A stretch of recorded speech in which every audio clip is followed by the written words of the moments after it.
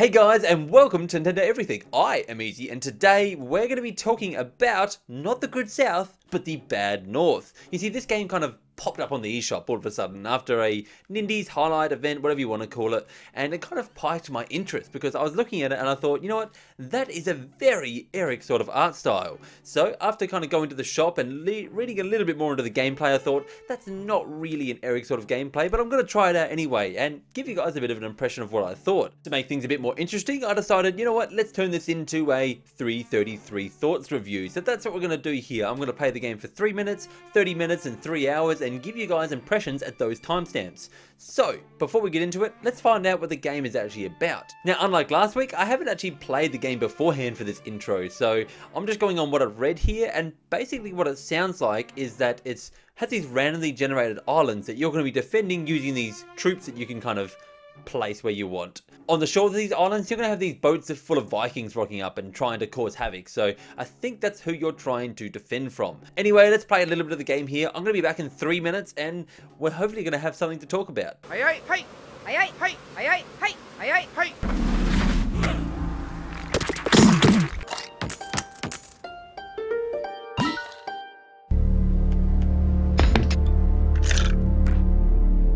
So 3 minutes has passed, and surprisingly again, I have a lot to talk about here. So let's start with the music. Now the music kind of hit me as soon as I booted up the game, because you go to the title screen and it has this very kind of hit in your face strings and violin music that was kind of cool and something that I didn't really expect coming from this game.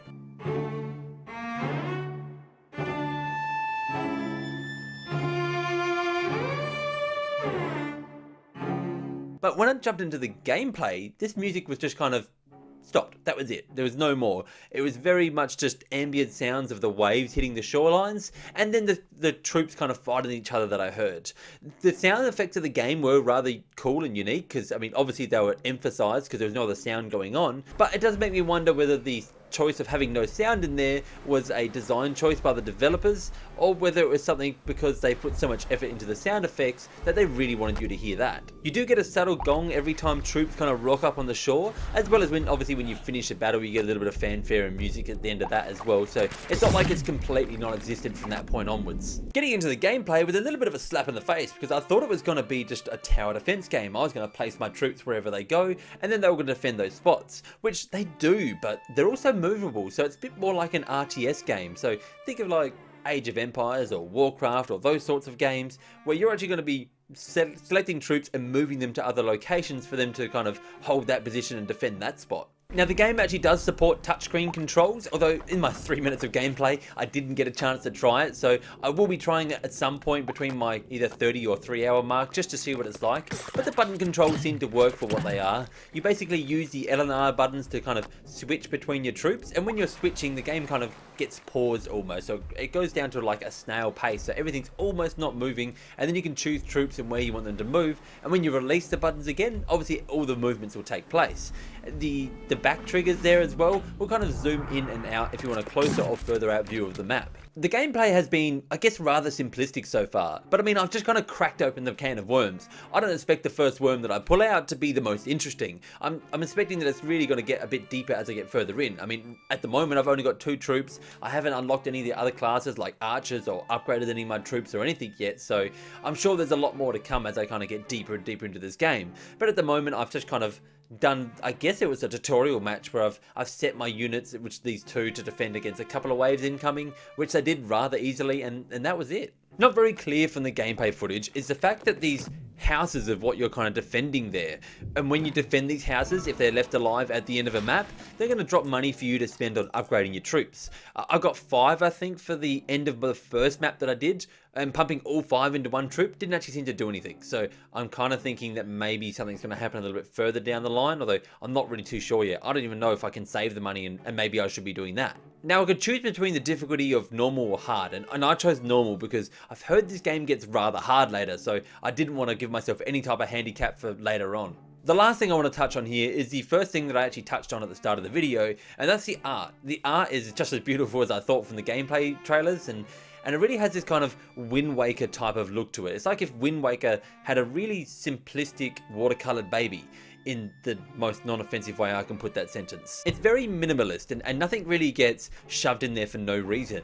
Even the houses that you're trying to defend are based around the same colours as the map design itself. So as the rock cliff faces and the ground colour. And that way the map isn't full of these elements of all this other stuff kind of going on. It's very just, you know where your troops are, you know where they're placed, you know where the grid is. There's nothing overcomplicated here, and I kind of like that. I think it suits this game down to the T. So far I'm kind of liking Bad North, but let's hope the next 30 minutes of Bad North doesn't go south. Hey!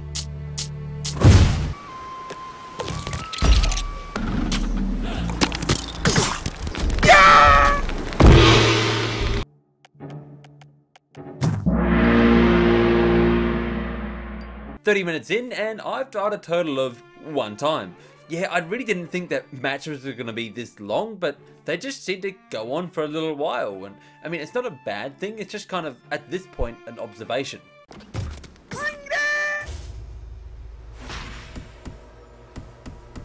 That 1 time I did lose, however, it went like downtown really fast. Like there's nothing I could do but watch this car crash happen in slow motion. All that happened was my spearmen got into a bad situation and they're on the run one way, and then my archers could do nothing the other way, and that was it. It was all over. Fortunately, my second playthrough seems to be going a lot better. And I don't know whether it's because I've learned from the previous playthrough or not, but this seems to be kind of working for me. There's different strategy that I'm using. So the knowledge that I kind of missed on my first run that I've picked up on this one is that there's places on the map that show you where you can recruit new troops, and this is one of the most important things because obviously you only start with 2 troops, and so then getting an extra troop is like getting another whole force behind you to help defend, and it makes a massive difference. So that's where I'm at the moment. At the moment I got 3, and I think you can hold up to 4 in your party at a time. What makes this even more important is that these troops that you're recruiting, you can upgrade them. So they all start as peasants. But as I mentioned, at the start of the game, you kind of collect this currency from defending the houses and having them left when you've done the maps. And this currency you pump into your troops. So once you've actually got 6 coins, which I was 1 away from on my first playthrough, once you've actually got these 6 coins, you can pump them into your troops to go to your first kind of upgrade or level. And at that point, you get to choose between a archer, a spearman, and a kind of shielded man. I don't know what the shielded man is called. Beyond that, I don't really think they upgrade any further apart from in their specific class. So you can upgrade like the archer to be a better archer and fire faster, or you can give them a skill for each class. So the archer has like a volley skill, and I think the spearman has like a charging skill and things like that. What made having these 3 classes so important though was that I made 1 spearman, 1 archer, and 1 shieldman, as I'm going to keep calling them, and that basically gave me the situation that I could defend myself against these rock, paper, scissors enemies, because depending on the situation you might need to use a different one. And at my first playthrough there, I was basically playing rock, paper, scissors with just a rock and a piece of paper. The thing that's becoming more apparent the more I get into this, and it's not one of my favourite things in these type of games, is that there's not really any progression outside of every run that you do. It brings in this daunting feeling of, if you die, you are sent back to square one. You're starting from the very start of the game like you did the very first time you played. I mean, the only difference here is that you're going in with the knowledge from your previous runs. You're not going in with any extra items or gear, which I kind of like that progression in these sorts of games, but this is a different type, and it's going to be for someone, and it's not going to be for another person. As for things that really impressed me, you remember early on I talked about that music and how it kind of just faded out to just atmospheric sounds when we kind of got into the game. Well, eventually when you start getting different troops appear, these troops will have music kind of applied to them when they appear on the shore or appear out in the boats. And so like there's these shielded units, and when they come on, you hear this dun dun.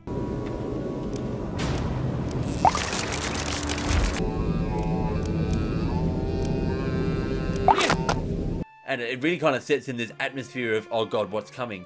And then eventually your brain kind of sets into knowing that sound. So you don't have to check the waters anymore what's coming. You know there's a shielded unit coming when you get that. And it almost brings in this kind of feeling of anxiety that, oh god, that's right, I got to prepare for a shielded unit now. What am I going to do? Where am I going to position my troops? And so it's brought me round to this idea of being more atmospheric with little scattered bits of music in there. I'm really kind of enjoying it. And I don't think having just some sort of music going din, din, din, din, din, din, arrow, arrow, spear, spear would be doing any favors to the game. I'll be back at the 3-hour mark to kind of see how far we can get. I'm not really too sure at the moment because, well, as I said, I've done one playthrough so far, and I'm at the half an hour mark, so we'll see how many more we can kind of get into this 3 hours. And anyway, yeah, I'll be back with some final thoughts on the game.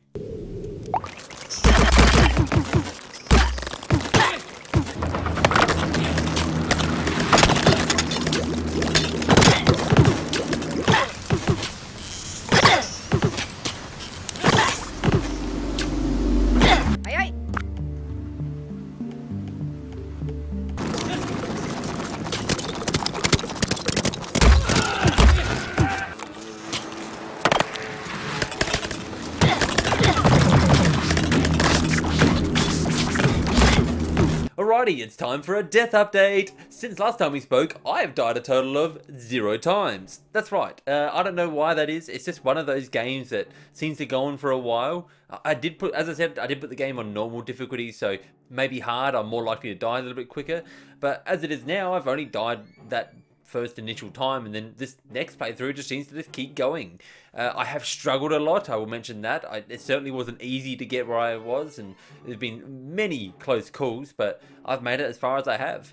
I don't see the end in sight yet. I don't know how much further away that is, but it just seems to kind of keep going. The difference between my 30 minutes and my 3 hours now is not enough. I'm very similar to where I was back when I started before. I've basically found 2 new types of enemies, I think, if that, and had a slight difficulty spike, which wasn't like, it's been going up and up, but it's not going up and up in as far as the enemies really getting that harder. They're just kind of throwing more at me, and as I said, there's only been a couple extra types they've thrown at me. It's more just been, here's more enemies at once that you've got to deal with. And I think the word that I'd use to describe it is variety. It's just lacking variety. By the time I got to this 3 hour mark, I was expecting to have a lot more to talk about here. But I don't. I've basically just kept on going and kept on seeing the same kind of stuff. What it comes down to is that if you're making a procedurally generated world, make that world interesting. Make me want to go see more out there. Make me want to keep playing. Because if you're not doing that, you might as well just handcraft your levels. I tell you right now, I would prefer 8 hours of interesting handcrafted levels to lead me through than unlimited amounts of procedurally generated levels that end up going nowhere, and after half an hour, I've kind of dried up that content already. Sorry to be so blunt about it, but it's just been pulling me down and not letting me enjoy this game that I want to enjoy. Alright, let's shake off those bad vibes for a second, because I have a couple of other things to go through here. One's a little bit my fault. First of all, I mentioned that this rock, paper, scissors system, not it at all. There is no real rock, paper, scissors to this game. I mean, as I mentioned, you get these spear units, you get the archer units, and you get the shield Aryans, or whatever I called them. But these 3 units aren't really countering other enemy types as much as they're just more effective against some enemies than others. You still are going to lose units. Like if archers rock up on the bay and you have your 3 units, no matter what you use there, you're probably going to lose some units. I mean, your shield units are supposed to protect against archers with their shields, but they still lose some casualties every now and then. And there's nothing you can do about it. It's just weighing up who's going to be the best unit and what's the best situation you can put yourself into there. So it's definitely not rock, paper, scissors. It's more just like, I don't know, stick versus rat. I mean, yeah, the stick is going to beat the rat, but the rat might take a couple of bites out of the stick in the first place. Also, I promised to talk about the touchscreen. The touchscreen controls are really good. They work exactly how you expect to. It's kind of pinch to zoom in and out. You touch on your troops to move them, and everything else is just basically touch it to tell it what to do. It's not really complicated, and it's exactly how you expect it to work. What this does kind of point out though is that I don't mind using the button controls. And that's not saying how bad the touch controls are, more how good these button controls are. The fact that they can kind of keep up with the touchscreen, which by all means should be the easiest way to play this sort of game. In the end, this is a really neat and absolutely beautiful game with a good concept. It gave me this whole ocean to play around in. But after the first few waves of content just kind of hit me in the face, that was it. I was left splashing around in the ocean with nothing to do. Would I recommend playing the game in its current state? Probably not. It certainly wasn't for me. But keep an eye out for updates or what the developers want to do with this in the future. Because if you remember this little game called Tumbleseed, which again I mentioned in a previous video, but it's very similar to this. The situation is when it came out, it felt very bare bones, and it had procedurally generated content that every time you died, you started from the start with nothing again. And they updated that game. They added content to make it more meaty. They added reasons for you to keep going back and playing more. And this is the type of game that could receive that same type of treatment. It's just a bit of a waiting game to see whether it does. Anyway, thank you for joining me today. Remember, like button, subscribe button, you do you. And for everything Nintendo, stay tuned to Nintendo Everything.